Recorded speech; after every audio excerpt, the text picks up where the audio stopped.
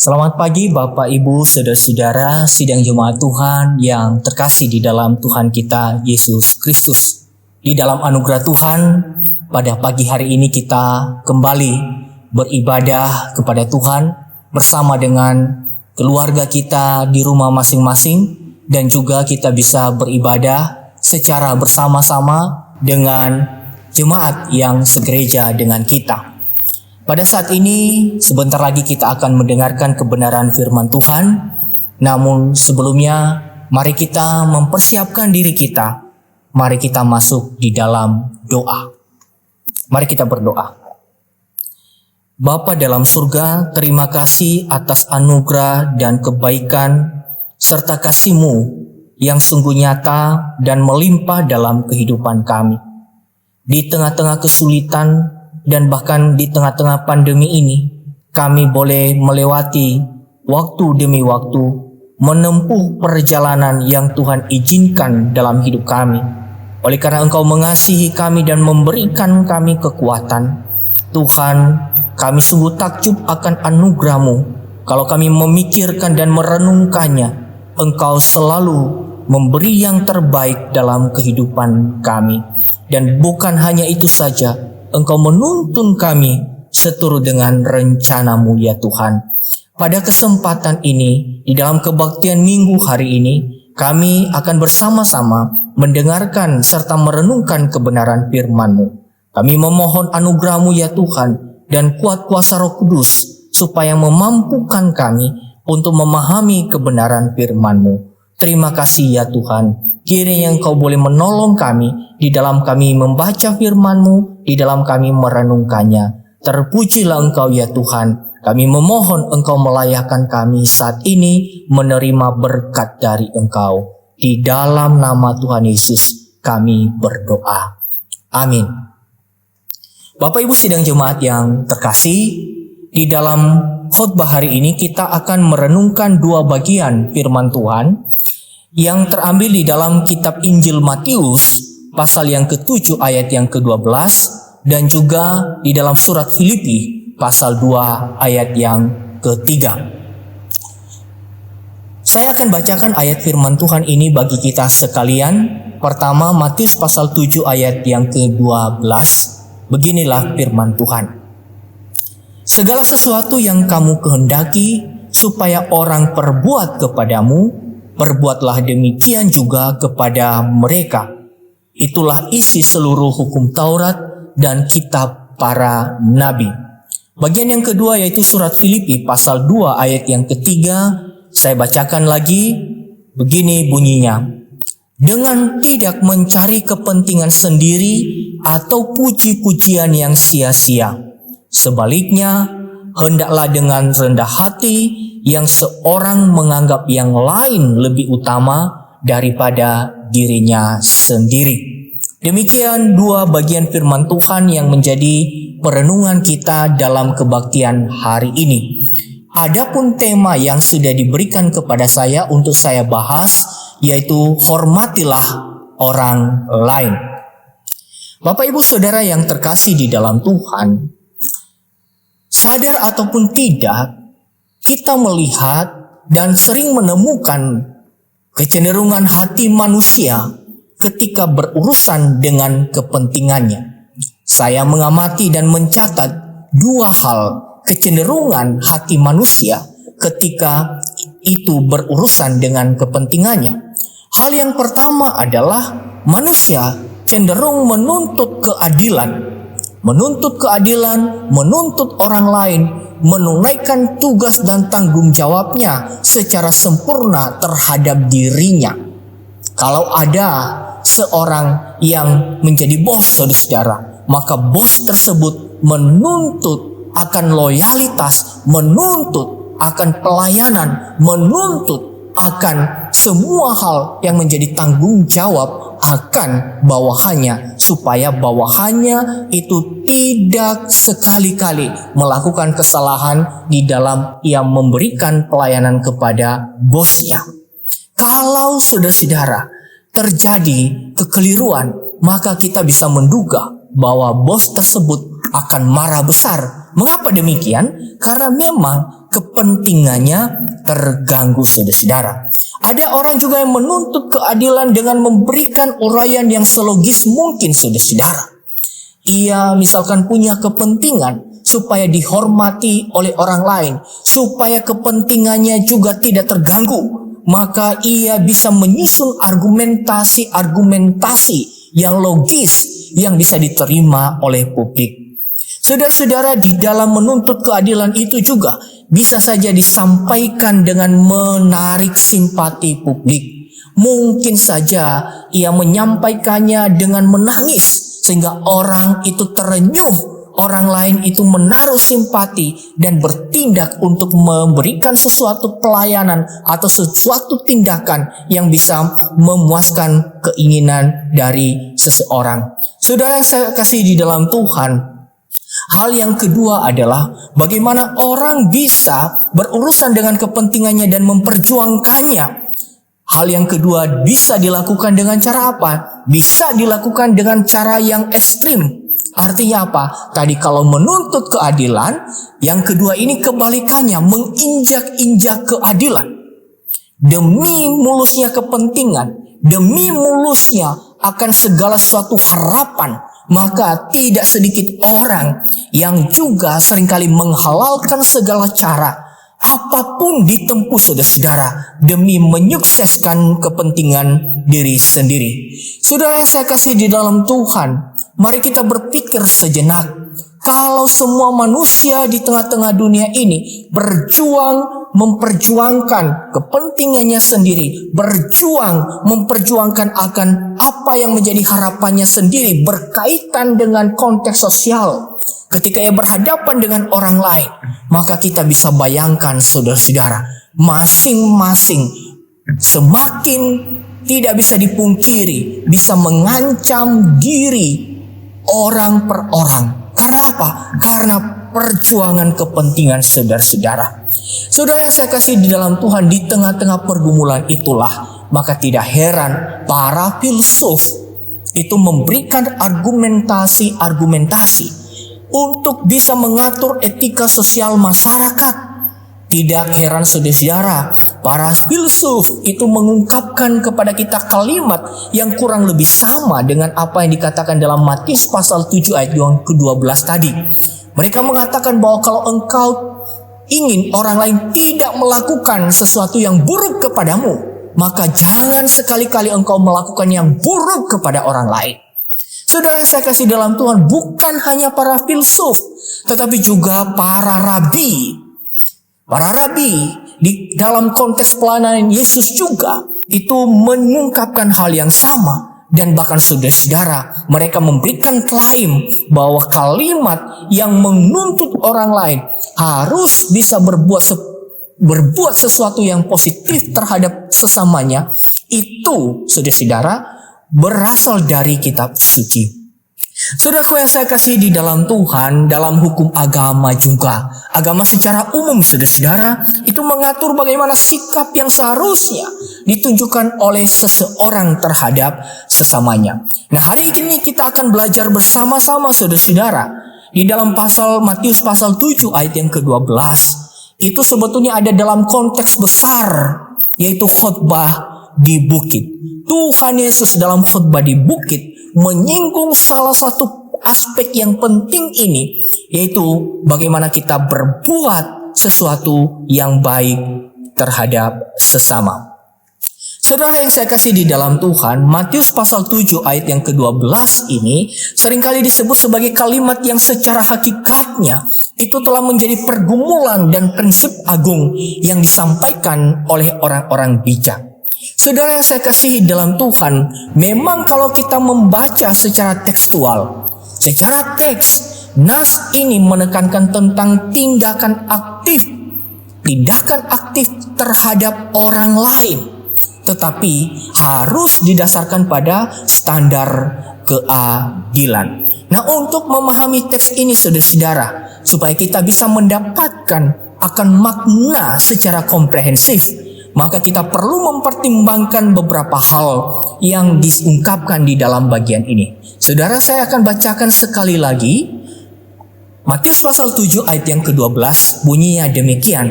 Segala sesuatu yang kamu kehendaki supaya orang perbuat kepadamu, perbuatlah demikian juga kepada mereka. Ini pengajaran Tuhan Yesus. Lalu kalimat itu ditutup dengan apa? Pernyataan otoritatif yang mengungkapkan itulah isi seluruh hukum Taurat dan kitab para nabi. Saudara saya kasih di dalam Tuhan, pertimbangan pertama yang kita bisa lihat di dalam teks itu adalah bahwa teks itu bukanlah pernyataan yang biasa, tapi teks itu memiliki dasar otoritatif.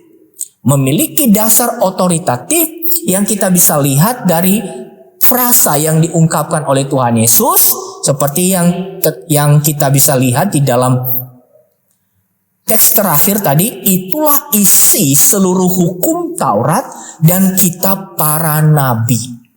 Nah, jadi isi seluruh hukum Taurat dan kitab para nabi, ketika Tuhan Yesus mengungkapkan itu kepada para pendengarnya, kepada murid-muridnya, maka Tuhan Yesus merujuk kepada apa?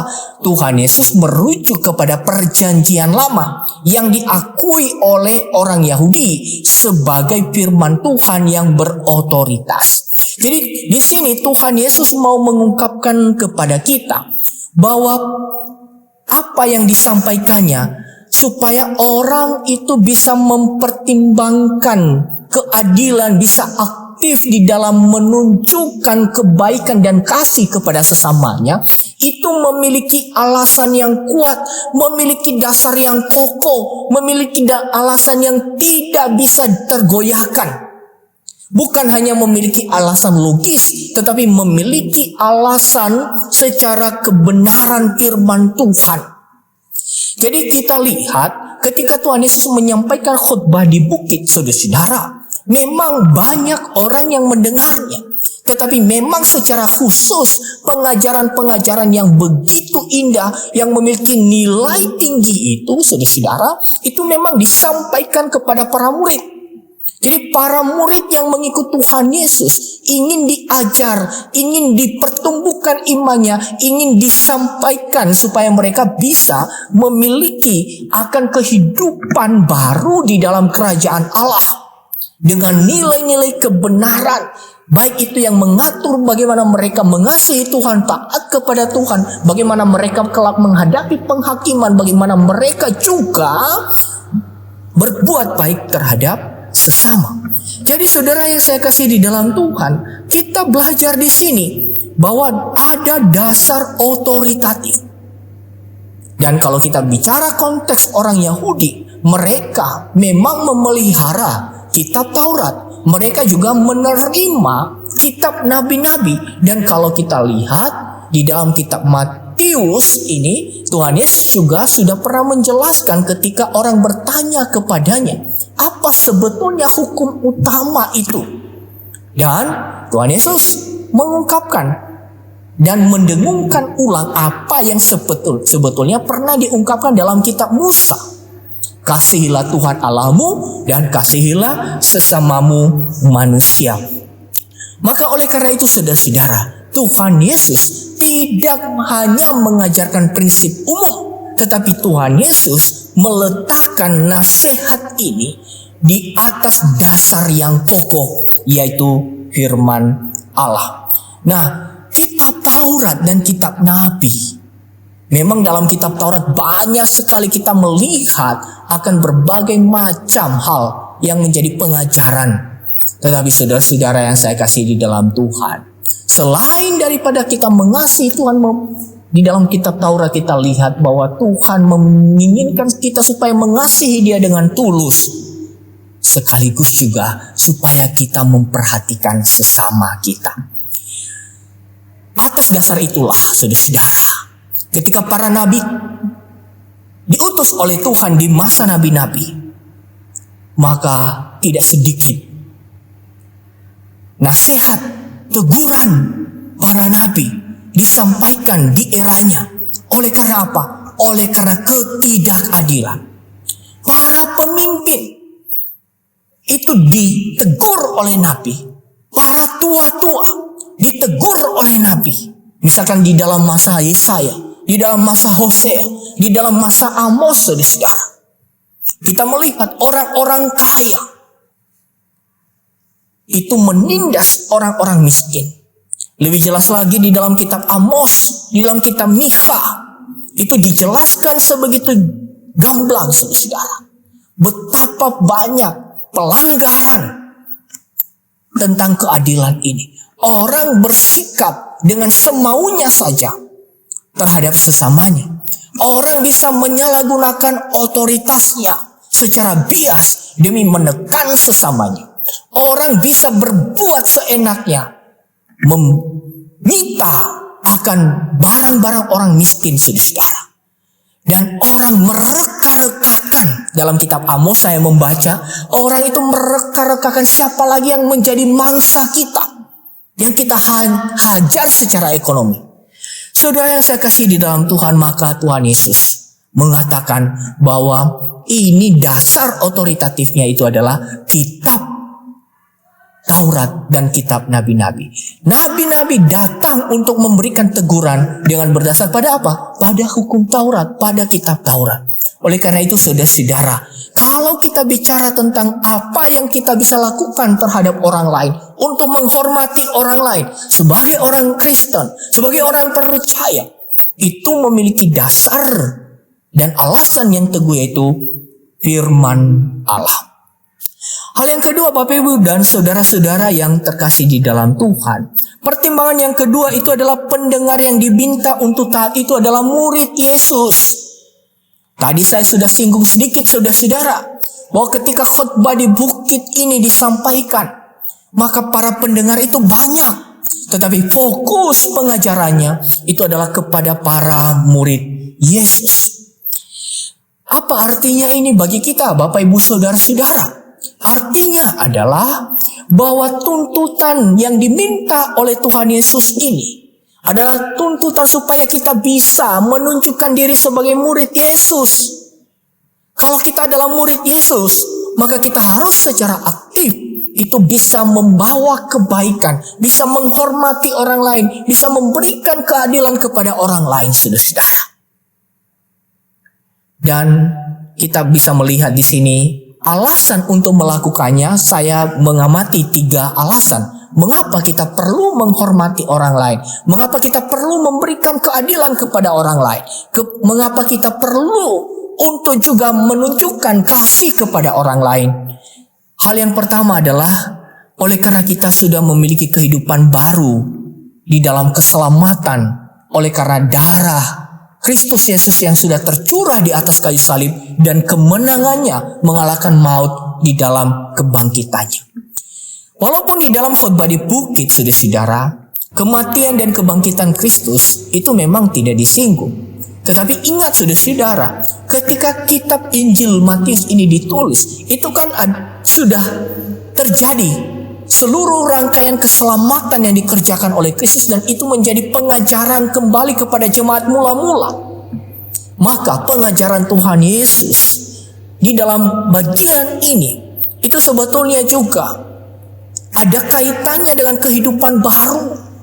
Jadi orang yang sudah menjadi manusia baru oleh karena keselamatan di dalam Kristus Yesus, maka orang tersebut sudah seharusnya dan sewajarnya itu menerapkan dan melakukan keadilan. Jadi saudara-saudara, kalau kita mau sederhanakan begini, orang yang sudah diselamatkan di dalam Kristus Yesus, hatinya sudah diperbaharui di dalam kebenaran, maka orang tersebut sebetulnya secara sukarela bisa memberikan keadilan kepada orang lain, bisa menghormati orang lain, bisa memperlakukan orang lain dengan perlakuan yang setuju dengan kebenaran Tuhan. Hal yang kedua, saudara-saudara, alasan untuk melakukan semuanya itu adalah karena keteladanan kebaikan Allah. Keteladanan kebaikan Allah di dalam khotbah di bukit juga, saudara-saudara. Tuhan Yesus mengatakan bahwa Bapamu adalah baik. Ia yang menerbitkan matahari baik kepada orang benar maupun juga kepada orang berdosa. Ia menurunkan hujan kepada orang yang benar dan juga kepada orang yang juga tidak benar. Artinya apa, saudara-saudara? Kebaikan Tuhan itu menjadi keteladanan yang sempurna. Kalau kita mengklaim diri sebagai orang yang mengenal Tuhan dan telah mengalami serta mengecap kebaikan Tuhan yang sempurna, maka itulah yang menjadi teladan bagi kita. Coba kita perhatikan, saudara-saudara, kebaikan Tuhan dalam anugerah umumnya. Kalau Ia menurunkan hujan membasahi sawah-sawah orang benar, Tuhan tidak pernah membatasi supaya hujan itu tidak turun ke ladang orang berdosa. Tuhan baik, saudara-saudara. Dan ini menjadi prinsip keteladanan yang sempurna bagi kita. Kalau Tuhan Yesus meminta kita untuk berbuat baik terhadap sesama, menghormati sesama, itu mengalir dari keteladanan Allah. Allah yang kita kenal di dalam Yesus Kristus, yang sungguh-sungguh dengan kasih-Nya menunjukkan kebaikan. Saudara yang saya kasih di dalam Tuhan, dan alasan yang ketiga, mengapa kita perlu melakukan keadilan dan menghormati orang lain. Alasan yang ketiga itu adalah kesaksian hidup kita sebagai murid Kristus. Jadi poin 1, 2, dan ketiga itu sebetulnya saling kait-mengait, saling terkait, saudara-saudara. Kesaksian hidup kita sebagai murid Kristus. Makanya di dalam pasal 5, Tuhan Yesus mengatakan bahwa dengan demikian orang-orang akan memuliakan Bapamu yang di surga kalau mereka melihat perbuatanmu yang baik itu. Ketika orang percaya, ketika gereja itu tampil dengan begitu elegan di tengah-tengah publik, di dalam konteks sosial, dan mereka sungguh-sungguh menunjukkan kebaikan, itu adalah kesaksian. Kesaksian tanpa kata-kata, tetapi memiliki dampak yang besar, saudara. Tanpa engkau bisa menjelaskan secara logis dan argumentatif, tetapi engkau hidup di dalam kebaikan. Meskipun dunia di sekitarmu itu bisa saja itu mengancam engkau, tetapi kalau engkau tetap hidup dalam kebaikan, oleh karena engkau sudah mengalami kebaikan Allah, oleh karena hatimu diperbarui di dalam Kristus Yesus, maka itu adalah kesaksian yang tidak bisa ditutup-tutupi. Kesaksian yang bernilai, memiliki pengaruh yang besar. Saudara yang saya kasih di dalam Tuhan, sekarang saya ajak kita melihat secara sekilas Filipi pasal 2 ayat yang ketiga. Sebelum nanti kita akan masuk pada poin yang lebih penting, kita akan melihat kristalisasi dari penjelasan ini semua. Filipi pasal 2 ayat yang ketiga ini merupakan nasihat Rasul Paulus kepada jemaat di Filipi agar mereka hidup harmonis dalam ikatan kasih. Mereka memelihara kesatuan roh. Dan bahkan Paulus memberikan pernyataan yang begitu penting di sana, memberikan pengantar, karena itu sempurnakanlah sukacitaku dengan ini. Jadi menurut Paulus, sukacita sempurna bisa terjadi kalau gereja hidup di dalam ikatan kasih. Jadi fokus Paulus dalam Filipi pasal 2 ayat 1 sampai 4 itu supaya jemaat di Filipi itu memelihara kesatuan roh, hidup harmonis dalam ikatan kasih. Dan kehidupan harmonis itu membutuhkan kerendahan hati dari masing-masing anggota jemaat. Sidang jemaat yang terkasih, di dalam menyampaikan itu maka Paulus memberikan dua nasihat. Nasihat pertama adalah apa yang harus terus dikembangkan dan dipelihara, dan nasihat yang kedua itu adalah apa yang perlu ditinggalkan dan dibuang.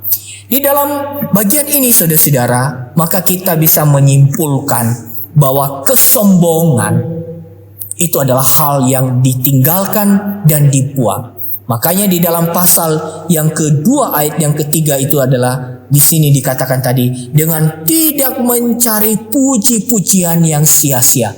Mencari puji-pujian yang sia-sia itu adalah merujuk pada kesombongan, memperhitungkan diri sebagai sesuatu yang spesial. Dan bahkan puji-pujian yang sia-sia ini, salah satu penafsir mengatakan itu adalah kesombongan yang tidak ada alasan, saudara-saudara. Saudara, di dalam acara televisi akhir-akhir ini memang kita lihat ada satu pertandingan ya, perlombaan MasterChef. Saya juga suka menonton itu, dan ketika sudah sampai di 3 besar, saudara-saudara, 3 atau 4 besar, ada seorang kontestan itu mengatakan begini, sekarang saya sudah mulai sombong. Ya. Saya sudah mulai sombong. Mengapa sudah mulai sombong? Karena ada yang disombongkan. Apa itu yang disombongkan, saudara-saudara? Ya, kemampuan tentunya. Setelah melewati fase yang begitu panjang, proses yang begitu panjang, sudah masuk 3 besar, yang mengatakan sekarang ada yang perlu disombongkan. Sudah mulai sombong, saudara-saudara. Ya, memang ungkapan itu adalah ungkapan hanya sekedar gurauan, Bapak Ibu saudara-saudara.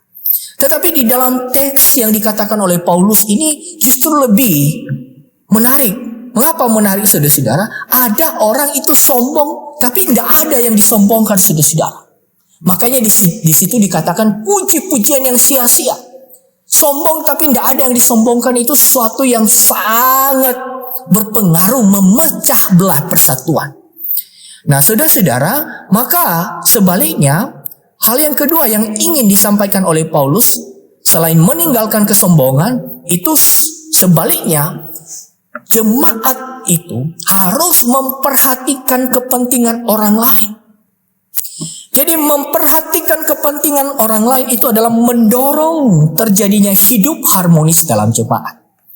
Nah, jadi kalau dalam Matius pasal yang ke-7 ayat 12 tadi, kalau kita mau simpulkan sekarang, berarti berbicara tentang apa? Berbicara tentang orang Kristen atau orang percaya yang menghormati orang lain, baik itu di dalam komunitas orang percaya maupun juga secara umum, secara publik. Tapi di dalam Filipi pasal 2 ayat 1 sampai 4 itu konteksnya apa? Jemaat sendiri. Jemaat sendiri harus bisa hidup di dalam kasih dengan memperhatikan kepentingan orang lain. Nah, saudara yang saya kasih di dalam Tuhan, maka 2 prinsip umum yang kita pelajari berdasarkan tadi penjelasan saya, baik itu di dalam Matius pasal yang ke-7 ayat 12 maupun Filipi pasal 2 ayat yang ketiga. Saya mendapatkan 2 prinsip umum. Prinsip umum yang pertama adalah kebaikan murid Kristus dalam memperlakukan orang lain menunjukkan karakter mereka. Jadi karakter murid Kristus itu kita bisa lihat ketika mereka menunjukkan kebaikan di dalam memperlakukan orang lain. Sebaliknya, saudara-saudara, adalah sesuatu yang memalukan. Adalah sesuatu yang memalukan kalau orang itu mengklaim diri sebagai murid Kristus, tetapi yang memperlakukan sesamanya dengan begitu jelek. Dan kalau itu ia tunjukkan sepanjang hidupnya, saudara-saudara, berarti orang menyimpulkan, inikah karakter murid Kristus? Karakter murid Kristus itu terlihat pada perlakuan kita terhadap orang lain.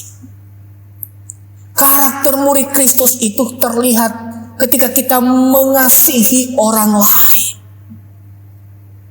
Karena Tuhan Yesus pernah mengatakan bahwa kita ini adalah orang-orang yang dilahirkan kembali.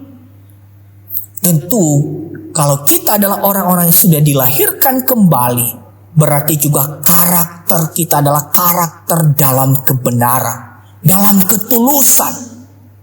Saudara yang saya kasih dalam Tuhan, prinsip umum yang kedua yang dapat kita pelajari dari 2 bagian firman Tuhan ini adalah Oleh karena murid Kristus adalah mereka yang mengalami pemerintahan Allah secara sempurna dan efektif di dalam hatinya, maka mereka perlu berperan aktif dalam melakukan kasih kepada orang lain.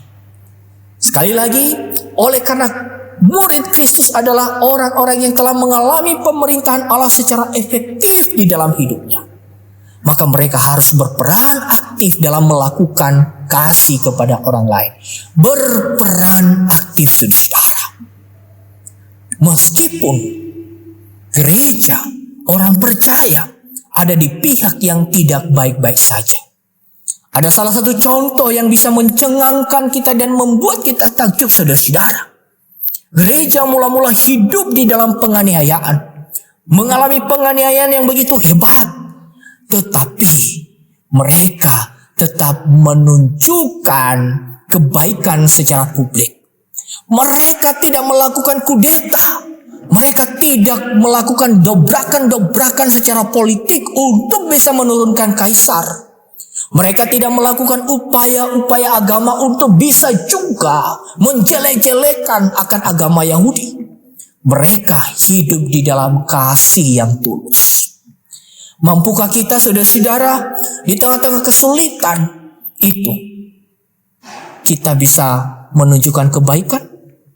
Bukankah di tengah-tengah kesulitan orang cenderung menyelamatkan diri sendiri? Bukankah di tengah-tengah kelaparan orang lebih cenderung untuk mencari supaya dia bisa makan dulu baru orang lain? Bukankah di tengah-tengah kesulitan orang memperjuangkan kepentingannya diri sendiri, saudara-saudara, supaya dia hidup? Dan kalau terpaksa, saudara-saudara, di tengah-tengah chaos, orang bisa saja merampas hak sesamanya, menindas sesamanya supaya ia tetap bertahan hidup. Dan kalau hal ini dilakukan oleh orang Kristen, bagaimana mungkin kita bisa simpulkan itu adalah karakter Kristiani? Sekarang kita sampai pada aspek yang terakhir, saudara-saudara. Di akhir khotbah ini kita mempelajari juga dua aplikasi praktis. Aplikasi pertama adalah bahwa menghormati orang lain atau berbuat keadilan dan kasih terhadap orang lain janganlah sekali-kali dilakukan hanya sekedar menyelamatkan muka orang lain.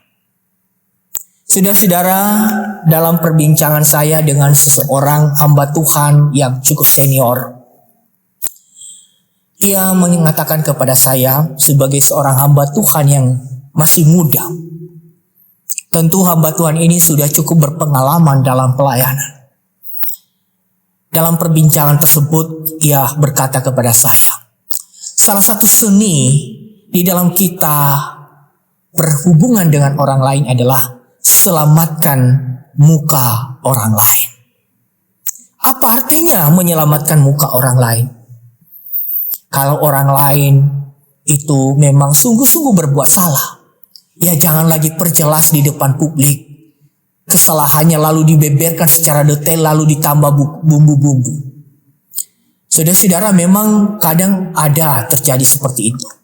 Coba bayangkan, saudara-saudara, ada seorang yang berbuat salah, lalu di depan publik semua kesalahannya dibeberkan kemudian ditafsirkan sebegitu rupa. Orang tersebut sudah kehilangan muka. Nah, di dalam seni berkomunikasi dan menggembalakan, sebaiknya muka orang lain itu diselamatkan. Di satu sisi hal ini saya setuju. Tetapi jangan juga, saudara-saudara, kita lupakan satu hal. Menyelamatkan muka orang lain, tidak mempermalukan orang lain, itu adalah hal yang positif dan bagus. Tetapi jangan sampai berhenti sampai di situ. Kita harus mengupayakan kebaikan orang lain. Yang jadi masalah dan menjadi keprihatinan saya dan menjadi pergumulan kita bersama, izinkan saya mengatakan begini. Kita seringkali mengabaikan orang lain. Walaupun orang tersebut sebetulnya ada di dalam kondisi yang memprihatinkan. Kita tidak peduli, tidak ada satu tindakan aktif pun. Karena apa? Karena itu tidak ada urusannya dengan kita. Bukankah kita menutup mata dan pura-pura tidak tahu? Orang lain sebetulnya sedang menjerit hatinya. Tapi karena tidak ada urusannya dengan kita, kita diam dan tidak melakukan apa-apa, saudara-saudara. Bukankah juga sering terjadi di dalam gereja hal yang semacam ini, saudara-saudara? Kita mengabaikan jeritan hati sesama saudara seiman kita. Kita pun juga tahu bahwa ia sebetulnya sedang menderita, membutuhkan pertolongan. Tapi karena tidak ada sangkut pautnya dengan kita, kita diam 1000 bahasa. Padahal di dalam Filipi pasal 2 ayat yang ketiga tadi dikatakan kepada kita bahwa haruslah memperhatikan kepentingan orang lain. Memang sulit, saudara-saudara, dalam konteks kegerejaan. Bagaimana kita bisa memperhatikan kebutuhan orang lain, kepentingan orang lain. Jadi saudara-saudara, menghormati orang lain, jangan kita samakan dengan hanya sekedar bersikap sopan santun terhadap orang lain, tidak menyinggung perasaan orang lain.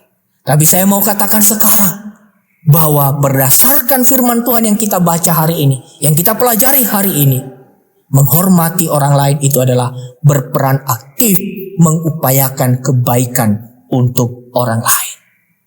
Ini adalah tanggung jawab yang besar. Kita membutuhkan pertolongan Tuhan supaya kita bisa menunaikannya. Hal yang kedua, Bapak Ibu Saudara-saudara, ini bagian yang terakhir. Pastikan bahwa komunitas Kristen di mana kita ada dan bertumbuh mengalami dan mempraktikkan kasih. Mengalami dan mempraktikkan kasih, saudara-saudara. Disitulah tempat kita bertumbuh sebetulnya, memperkaya kasih kita.